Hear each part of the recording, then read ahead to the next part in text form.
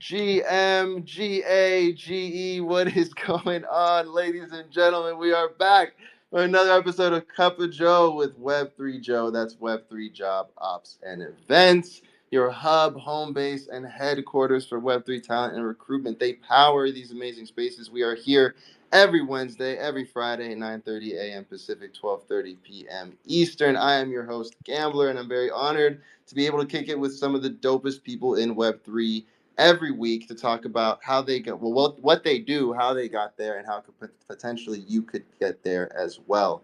And even if that's not your goal, hopefully you can learn something along the way. Anyway, today we're very honored to be joined by a very special guest. He's been a friend for a long time, always answers the call when I ask him to jump up on one of these spaces, and knows his stuff when it comes to getting your foot in the door in Web3, succeeding in a role, and how to get that conversation started. So excited to have you here today, Mr. Jassim Crypto, one of my favorite bodagos. How you doing, bro?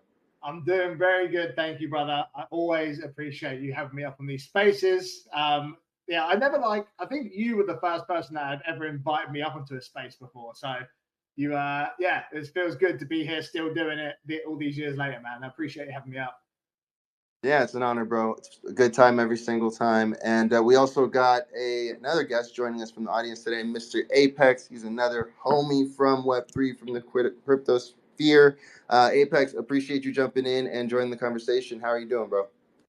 Doing good, bro. Appreciate you for bringing me up. Um, Happy to meet Jasmine, or how do you say it? Jasmine? Yasim. Jassim. Happy Yes, to meet bro. Jassim. Hear what he's doing and whatnot. I saw he was talking about the Pudgy game, and I was playing that too. So happy to hear what he thinks about that later in the space. But appreciate you bringing me up. Oh, dude, that's always one of my favorite things about these things is like, you just assume everybody's connected, like everybody knows who you know, and it's just not the case. And then like Apex, Jasmine, like to think that I could play a small role in you guys connecting because both of you guys are super homies, so you definitely should be connected. I met both of you IRL. Um, Another benefit of spaces. Yeah, let's go ahead and get into it. Apex, happy to have you here with us. We're talking Web3 jobs, how to get started, how to succeed, and everything in between. So, Jassam, if you can give us a quick foundation, bro, what is it that you do? How did you get started doing, and how did you get started doing it? Who are you? What do you do? And how did you get started doing it? I do a lot of things actually. So I'm involved in quite a few different jobs and roles. But yeah, in Web3, I work at Rarible. And yeah, I got into the role just from a friend. I'd never actually worked in Web3 before. And sorry, I'm just sorting that. I'd never actually worked in Web3 before. Um, I just got a message from a friend. He knew I was into crypto and NFTs and stuff. And he goes, "Hey man, I've got a job offer going at Rarible. Like, would you be down to try it?" And I was just like, I don't know. I haven't really thought about working in crypto before, but I was like, why not? He was like, it's a 3-month internship. So do the internship. If you don't like it, then you can just leave. And I was like, all right, sign me up, man. Because at the time I was working for myself. I'm a self-employed videographer, freelance photographer. And he gets me the job. I start working there. I'm a month into the internship. And I really liked it. And then the internship ended immediately. So the internship was supposed to be 3 months. After a month of working there, they were just like, screw the internship. We want you full time. And I've been working there ever since. I do a whole bunch of things there. At first, I was just an intern. So I was just posting memes and shit posted on the timeline. Then it turned into creating more campaigns and things like that, and writing out really thoughtful tweets about big projects we were doing. And then it's moved on to me doing video content, and I just do anything that's content related. I'm doing it. Boom, there you have it. And even before you started working with Rarible, I know you mentioned you were kind of operating as your own business. You worked with some pretty notable teams already, right? I mean, I know you had an opportunity to work with the Bodagos crew. Yeah, so that was so random, and we'll get into this a bit later in the conversation. But a lot of the work that I've managed to do in Web3 has been through NFTs, holding NFTs and being part of NFT communities, and just kind of getting stuck in. But yeah, I got a message from Bodoggos. I saw like a message they put on Twitter, like, "Oh, we're coming over to Amsterdam to film Solana Breakpoint. Is there any videographers that are like in Europe area?" And I was like, "Well, I'm in London, so that's like not too far." So I just dropped them a message, and then the next day they'd booked me flights, and I went out and stayed with the crew. It was like me, Pio, Easy. This was like before Clemente's time, really. Before Clemente was Clemente.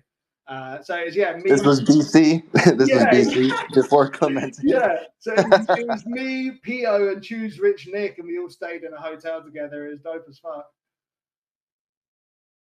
Man, to think of a time before Clemente, man, that's what I mean. You think everybody knows what you know. A lot of people don't know a time before Clemente, before the dancing videos, before he's on his solid trader arc. He's dropping game and insights on the timeline. He used to be a top signal, and before that he was just a new team member of Bodagos, which again, or excuse me, of Nifty Portal Bodagos. That goes into the history as well. But I think there's a lesson there. There's a lot of lessons you can learn from his path as well, right? And how he made it to where he is currently. Jassim, let's get into the practical stuff because I know we had to start this meeting or this call a little bit late. What are some ways? Sorry, what was that? I just said, I just agree. Yeah. What are some ways to get the conversation started with a potential employer? With a potential employer. What? So, like, if you're looking to work at a certain company, how can you kind of get your foot in the door? Yeah, specifically in Web3, like whether it be like nuanced ways to send a DM or to get someone's attention or get a team's attention. What are some tips in general to kind of get that conversation started? I would say the number one thing, which I think is underrated, is working for free and doing stuff that they're not even asking you to do. So let's just say it's like, I don't know, a company, let's say Rarible, where I work, right? If you wanted to like get a job, you create content about that company as if you work there, right? You're making valuable content for that company, and sharing it, and that will definitely get their attention. Like whatever product or company it is, like doing free work is so underrated. A lot of people are like, well, I'm not going to do this because I should be getting paid. But like, if you put your foot in the door by doing free work and getting the attention of these companies, they'll be like, actually, this guy's really like sending our message out like in a really good way. Like maybe we can work with. That's literally how I created my career as a videographer and photographer. So I basically accidentally fell into the job and became self-employed and worked for myself. I was able to quit my 9 to 5 and work completely for myself. I just bought a camera. I really enjoyed filming with it. And then I randomly got hit up one day and someone was like, "Oh, I saw one of your videos on Instagram. I have an art gallery. Do you mind coming down and shooting like this opening night we're doing? And I'll pay you." Like, it was like £100 they were going to pay me. And I was like, "You're going to pay me to use this camera?" They were like, "Yeah, we'll give you £100. I was like, "Fucking yeah, let's go." So I go down there, shoot this thing, and then that video was like banged, and then I got another call, and then I was going into like stores where I live, like barbershops and cafes, and I was like, "Yo, do you want me to like shoot you a free video? I'll do it for free. I'm just practicing." Posting all this stuff on my social media, and it literally just grew and grew until I was getting calls coming out my fucking ears, and then I was actually able to charge money. The better I got at doing the videos and the better my equipment got, I was able to up the amount of money I was asking for. And then, yeah, it turned into a full career. So I think free work, like doing things, whether it's a thread or whatever, just like writing some stuff about a brand and getting their attention that way. But yeah, the DM goes a long way too. Like you can definitely just send a DM, but like, don't be beggy or annoying. Like be genuine and like show interest in what they're building. Maybe provide some value. If they've integrated something on their site, be like, "Oh, hey, I've used this before. I'd love to give you some feedback," or whatever. Like, just don't be like, "Hey, give me a job, please," or don't even just DM saying, "Hey," like that. That just doesn't really work for a lot of people. Yeah, I think something that comes up often on these spaces is the opportunity that we have in Web3 to really showcase your talent, your passion, and where you can add value, whether that be, like you said, on the timeline, in the DMs, at IRL events. There are a number of opportunities to show and exemplify the value that you can add. And I think that the reward that comes from that is actually exponential in Web3. Now, the next step is also important, right? Is like once you get that foot in the door, like you said, you were like, okay, wow, I have this opportunity. Someone's going to pay me to go take pictures. And then that eventually down the line turned into another opportunity of, wow, I have an opportunity to be an intern at this Web3 company for 3 months. You being you, turn those things into bigger things, right? You turn that $100 photo gig into multiple and a bigger business, and being able to put your profits back into better gear and stuff like that. And then as well as you turned that 3 month internship, I mean, it was even a month, you made the impression within a month, into a permanent role. So like, what are some things you think of? What are some characteristics, traits, things about you that allowed you to continue to be successful in those roles and not just have it kind of be a one and done opportunity that kind of dies out?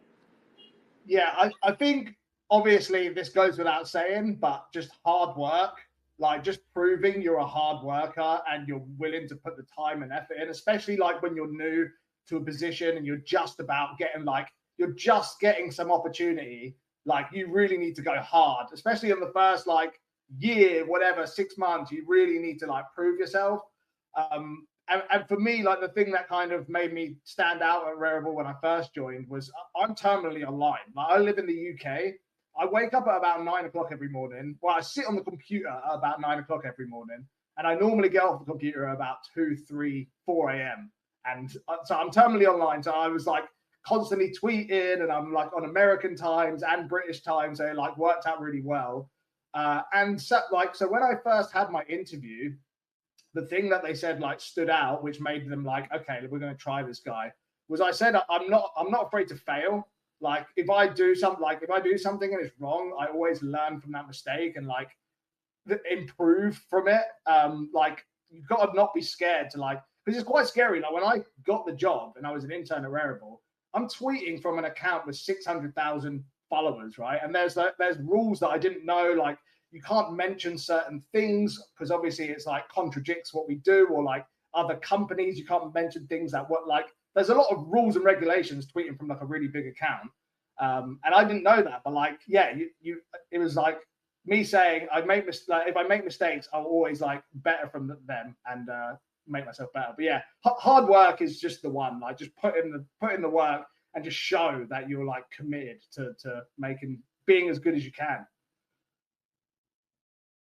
What are some differences you found between, like, if any, and maybe you can give us some differences and some underrated similarities between like working in Web3 compared to your work in Web2? Don't know really. Like the work in Web3 it's a hard one really. My work in Web2 is so different because I'm just a self-employed videographer, photographer. It's very like come and go, like the work. Like sometimes I won't even have like a job on for like a couple of weeks. It's just the way it goes. There's like really hot periods when it comes to like videography and like promotional videos and stuff like that. But Web3 is just 24/7. It's just it's crazy 24/7 job. Obviously, crypto never sleeps, even on the weekends. Like I'll go on holiday and stuff, and I'll still be like, even though I'm not obliged to be working, like I am legally off from the company, I still see myself like on Twitter, like checking what's going on, keeping up with the news, like because if you take a week off from crypto and literally actually take a week off, don't look at your phone, don't look at the charts, don't look at anything, you come back and you feel lost. Like you're like, what is even like what's going on right now? It's like it just changes so much every week. So that's definitely probably the main difference is like working in crypto. It's never ending. It's 24/7. But like with my filming job, once I've filmed the video and I've edited the video, that's it. I put my feet up. There's nothing else for me to do. So that's 100% the main difference. Yeah, that one comes up often, and then not to mention, I think it's multiple parts, right? Because it's partly just the culture. I think we are an online internet culture. Everybody's different, but I think it's partly the culture. But I think it's also, which there's overlap, the fact that we're a global community, which again goes with the culture of like the internet. The fact that we're a global community is that it's global time zones, right? So if you want to work with people from around the world, if you want to collaborate, if you want to bounce ideas, whatever that is, sometimes you got to, I mean, oftentimes you got to be flexible with those hours. I think that's a great point. Jasmine, do you keep a portfolio? I have what, like a work portfolio?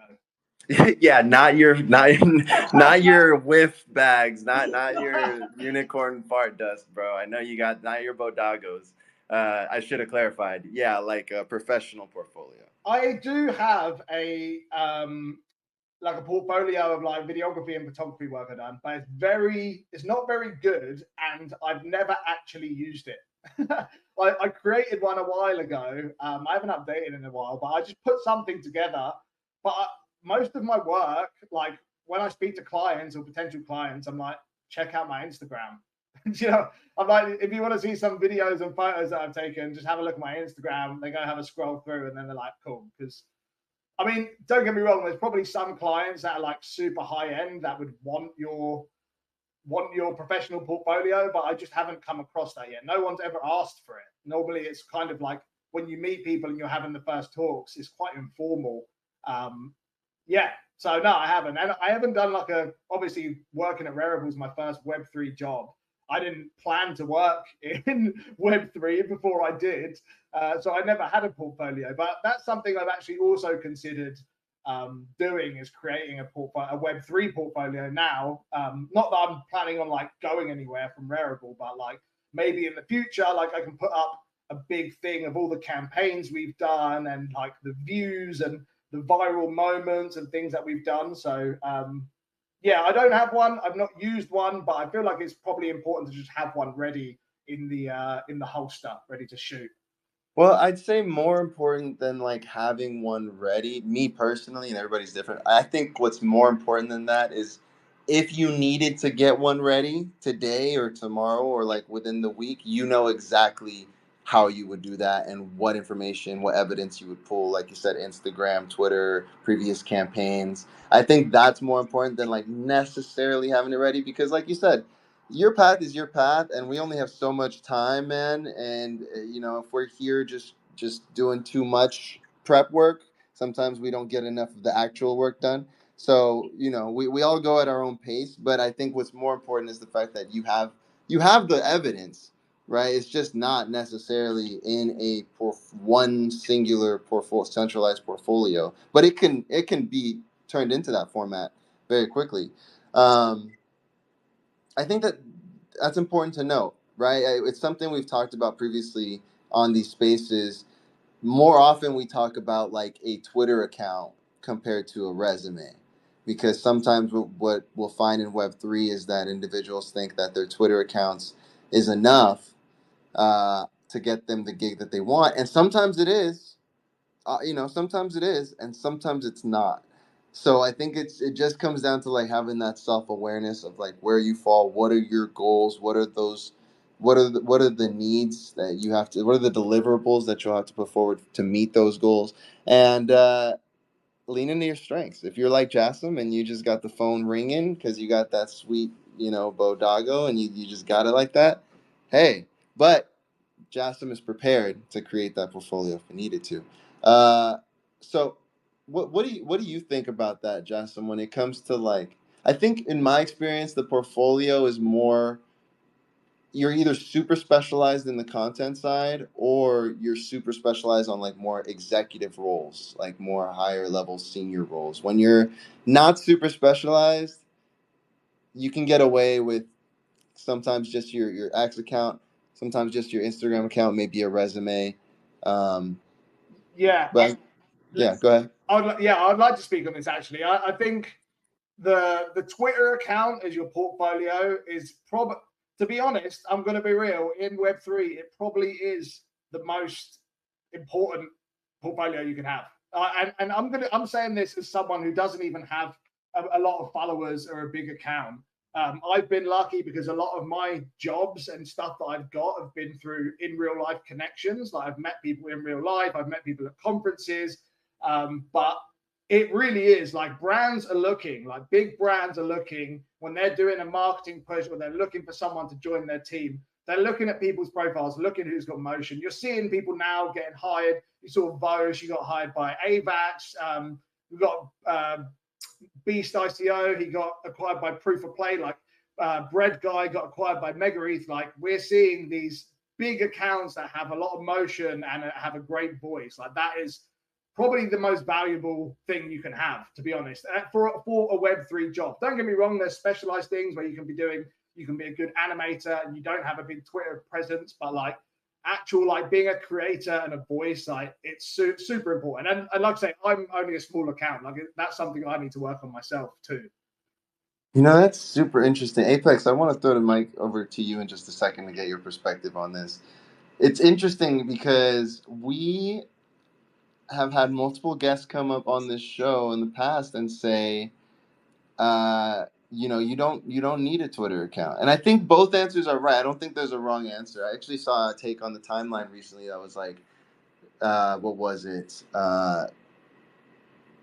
Like normalize understanding that like you can have a qualified marketing candidate who doesn't have a social presence, right? And I think it just depends. I think you got to lean into your strength. I think some people don't need that much. And then also even in your example, Josh, I'm like, you don't have the biggest, at first glance, the biggest profile, but if if you've been around, you see the mutuals, but it's because you've also showed up to the events. And so the people that you do have in your network, like you just said, are people that can make things happen because you're putting yourself in those positions. It's a balance. If you just want to lean 1,000,000% into your profile, quote unquote, you can bot your profile, you can bot your engagement. You're not going to get the same opportunities that someone like Jassim, who is authentically out here putting in the work, is going to get. So Apex, I know you're somebody that shows up. Obviously we met in an IRL event. What's your take on this conversation? And have you ever been presented any opportunities, whether through your Twitter profile or an IRL event? Um, yeah, the first part, do you want to like rephrase the direct question? Yeah, Like, so yeah, like yeah, yeah. we're talking about like the importance of having a Twitter presence compared to like having LinkedIn to like having a portfolio. What are your thoughts on that? And then also, have you ever been presented an opportunity through just Yeah. based on your Twitter profile or through meeting at an IRL event? Yeah, I think in general, like for me, like I would say my strongest presence where I'm most active and where I'm most at, right, is X, right? So like I'm not the one where it's like, I'm over on LinkedIn and I got motion on Instagram, I have all these other ones too. So like what you were saying, I don't think it matters. You just need to be focused on one specifically, minimum, right? um, and then figure out the direction you're going and stay to it, right?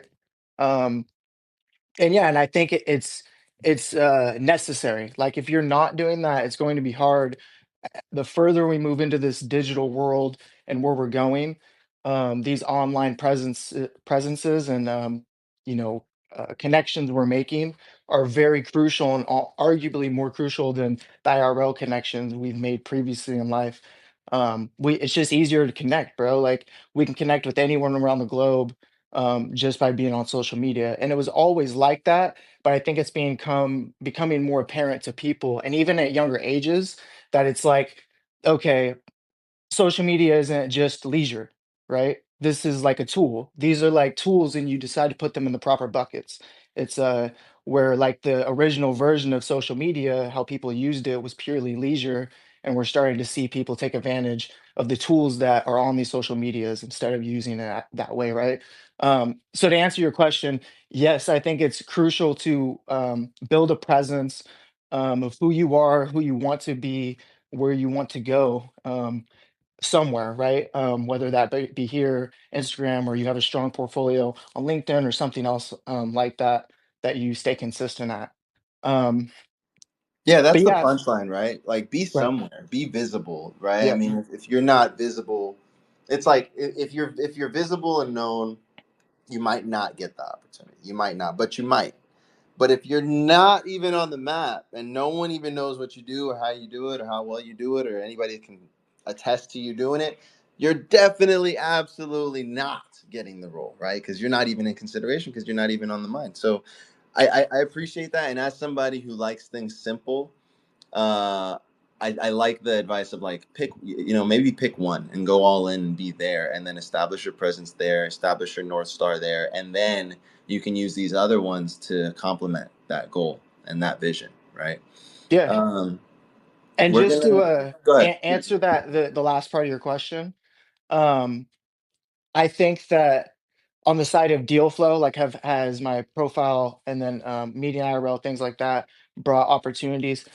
Yes, right. But what I will say for everyone that starts getting these opportunities or walks and finds these doors is it becomes less about like getting to those doors and it becomes like not walking through the wrong doors.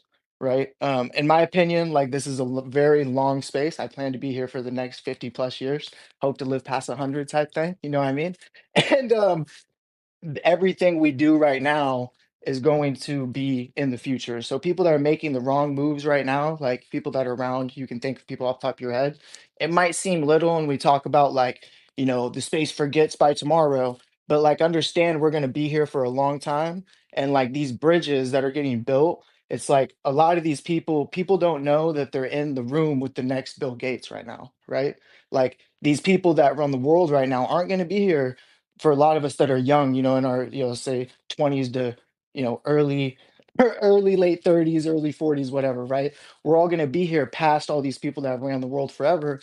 And so a lot of people forget that there's Bill Gates and there's, the Tim Cooks and there's all these people in these rooms, in these spaces.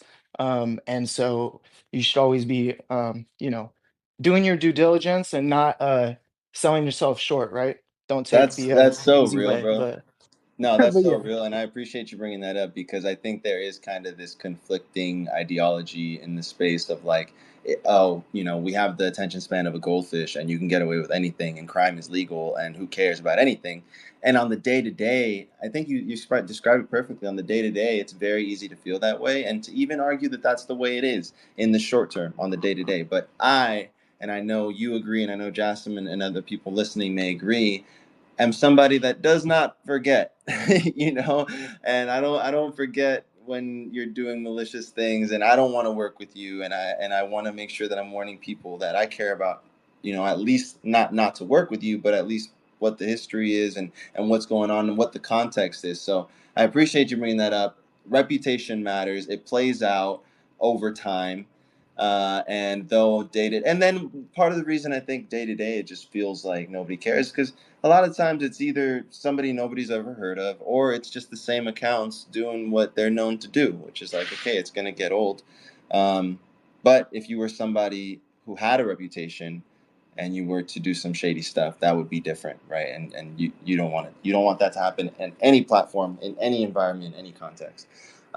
We are gonna start winding down. Shout out to the new homies who jumped in the audience. Robin, SRG, Kim, we see you. Anybody listening to the recording, we appreciate you. We're gonna start winding down shortly. Jassim, I want to ask you on this topic of like Apex just mentioned the importance of walking through the right doors, right? So like you've been at Rarible for a little minute now. What is it about Rarible that you relate to and it feels like a good fit for you? NFTs, brother. I got bought into this space by NFTs. That was I wouldn't even be sitting here right now if NFTs didn't exist. And yeah, when I got asked for the job, asked to do the job, and they're like, "Do you want to work at Rarible?" I was like, "An NFT company, like that is my bread and butter. I know everything about NFTs. I know all the history. I know all the memes. Like, so that was it. That was immediately. I was like, it's the right fit. Like to be able to work at a company that I get to work around NFTs every day. I get to speak to creators and artists, and we get to set up campaigns, and we do in real life events where we have displays with art. Like, yeah, it was just the second I heard the word NFT, I was just sold. So it was just the shoe fit immediately. And so, but has it been? I mean, it sounds like it has. But can you tell us a little bit about the experience? I mean, it sounds like once you're the NFT and Rarible, you were in, but then you had to actually take the role and fill in the role. How did like your expectations compare to the reality of the role? So I didn't know what to expect, to be quite honest. When I first got the job, all I was told was like, you're going to be an intern. You're just going to be like shit posting on the timeline and this, that, and the other. And I was like, all right, cool. That sounds easy. And it was what I thought it was. I'm just posting memes, being super active, interacting with everyone. But then when I leveled up in like, because I've never thought myself as like a marketer, but I am like in marketing. I'm like top of the marketing team on at Rarible. But like when it got on to like proper marketing and we're running campaigns and you're speaking to partners behind the scenes and like to put out an announcement, there's like 15 people all working to get this announcement out, whether it's creating assets, creating videos, you've got to get things approved, and like it's and I didn't think of any of that. Like before I worked at the job, I was like, oh, you just write a post and press post. But it's like insane how many like meetings and like iterations you have to go over just to get one announcement out. So that was something that was kind of like, whoa, like this actually, it's not just shit posting now. Like this is actually like a proper job where I'm doing like some real responsibilities, and I have like yeah. So that was quite like, I want to say it was like overwhelming a little bit when I first like had my first big campaign that we were running, but I'm so used to it now. It's chill. Like it's just all part of the job. But it's just like anything else you do. Even before I was working at Rarible doing marketing, it was very similar what I was doing anyway. I was like I'm in like 7 different Discords, and I'm in 4 Telegrams, and I'm on Twitter on DMs, and I'm trying to find alpha, and I'm speaking to people. So it was basically the same thing, but just on a more professional level and less like degen. Yeah, no, that makes sense. And again, your story is similar to many others that I've heard, and mine in a lot of, in more ways than one, of like, it just feels like you fell into it, right? And then once it's like the talent was recognized within you, and then what you had to fill in the gap for was more like the Web3 culture part of it, and then also the Web 2 part of it too, right? I mean, it's what you just described. It's like the traditional marketing stuff is like, maybe you weren't an expert on that, but you knew Web 3, you knew you were passionate, and the team knew that you could produce in the areas you needed to produce. So I find that a lot of these roles end up being very hybrid, and I think that's why a lot of people feel like they are super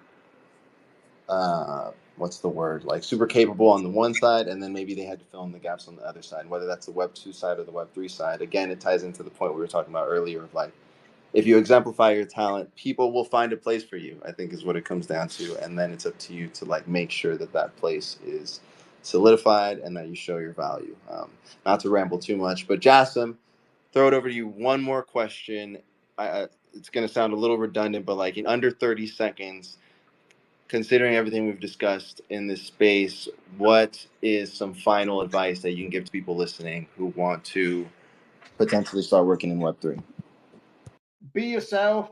Um, Double down on things that you're interested in. Like, don't think you need to create content just for the sake of creating it. Like, just make sure like you're enjoying what you're talking about. And that's it. Just be yourself and just do things that you enjoy. Like, it's no, even though we're calling it work, like you want the work to not feel like work. Like I'm working at Rarible, but I just get to talk about NFTs all day and be around NFTs. So to me, it's just something I absolutely enjoy. If I was working at some, I don't know, some really corporate high tech company, and like I might not enjoy that as much because I'm speaking about something that I don't really do. I don't really do or enjoy. And like you can find yourself sometimes in jobs where you you don't enjoy it. You don't have like a passion for it, but you're doing it because it's a good job. It might have good money, but yeah, just stay true to yourself. Do things you enjoy, and hopefully the opportunities will come. What's good, Apex? Great point, Jasmine. And I would just add, like, I think whatever it is you're doing already, if you're listening, there is a place for you in Web 3. So, like, just follow exactly what Jasmine just said, and you'll find exactly where you need to be. I mean, that's how it happened for me. That's how it happened to him. Apex, I'd love to throw it over to you, brother. What would you like to add? Yeah, I feel like we're wrapping up here in a second, and I just wanted to get this question out before we did wrap it up. I think it's good for everybody. I think a lot of people that come even new to the space don't think that they could be like sitting where you are, Gambler, or where are at, Jasmine, um, or get to the doors and opportunities you have got to, right? And so I think it's more about like when people come in, it's like when you first came in, how do you find your niche? Like, or how did you get like Gambler, you didn't wake up or come to X and come to crypto Twitter and be like, I'm going to start doing podcasts and doing that, right? And same for you, Jasmine, and the things that you do in videography and marketing and things like that. So, just quick pitch to both of you. How do you think people that come new to this space can help themselves? It's early in the space, so stick around and find their niche, right? Like, how did you guys find your niche, or what like really like drove you to like stay in the space and want to be here forever, right? Other than like your NFTs and stuff, right? I'll take it. My alarm just went off. I'll take it first, and then I'll let Jocelyn close it out. But actually, super appreciate you pitching that question, Apex, because it overlaps with some of the stuff we've been talking about. But that specific question, asking it directly, I think holds a lot of value. I went to Atlanta a couple weeks ago, and I was just in a random Uber telling somebody that I did content. They asked me how did I get into it, because they're trying to build up their customer base, and the number one thing I said was find a niche. Find a niche. Like, that's the number one thing you do. So how do you do it? Real quick, how I did it was I would go back to exactly what Jassim just shared. What Jassim's advice was, as corny as it is, be yourself. Be yourself. Fucking get involved. Be loud. Be active. Find what you like. Find what you don't like. And that's just advice for like the real world.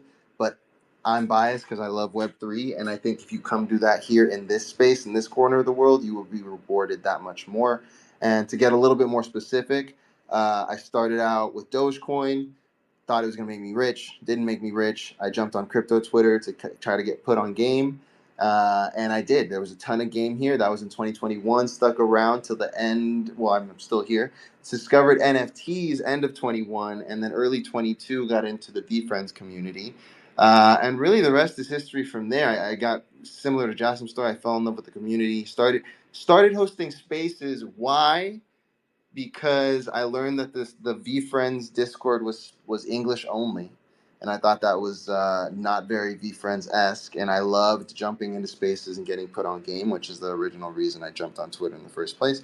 And I happen to speak Spanish and be connected to that side of my culture pretty thoroughly. And so I started hosting Spanish friendly spaces, and I did that for over a year. It was like a year and a half. I added that was every Sunday. I added a Saturday English and Spanish friendly space. Did that for a year or so. Had some cool guests on. One of them was Seneca one time. Jeremy Knows actually helped me host that one. That led to me getting a job as a Spaces host. That wasn't my first job as a Spaces host, but that was one of the more legit ones that I had with Core Team. Shout out to Core Team, and I worked with them for a minute. But that was as short as I can make it. But I wanted to highlight the importance of like having a niche, diving into it.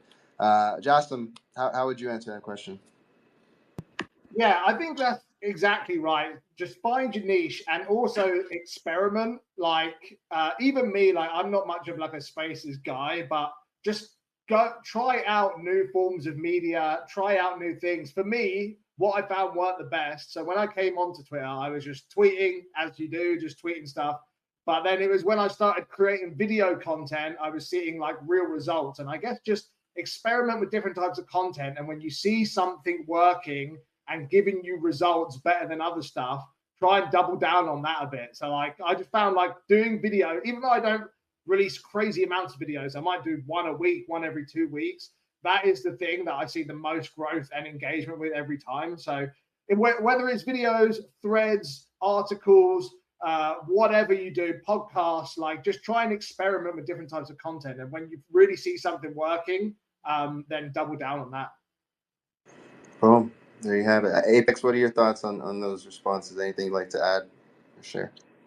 Yeah, I mean, I think you both, gave the same type of answer I would have gave, right? Like, I think it's important, especially what Jasmine just ended with, right? It's like you don't know what's going to work, and what works for Gambler, what works for Jasmine, works for Apex, everyone else in the room might not work for the next person, right? And so I think it's you definitely have to find and keeps you around. And so finding things you like, finding a community, right? That's going to keep you here because we're early, like super early. So staying around, staying in the game, right? Time in the market over timing the market is the biggest thing, right? You got to be here, be around. That you can't buy that. So being here and then finding the niche, like you guys both were saying, right? And leaning into it. And then, when you find what starts working, like he said, doubling down on it and just going from there, right? Staying consistent. But yeah, I think you guys both, it pretty much answered the question.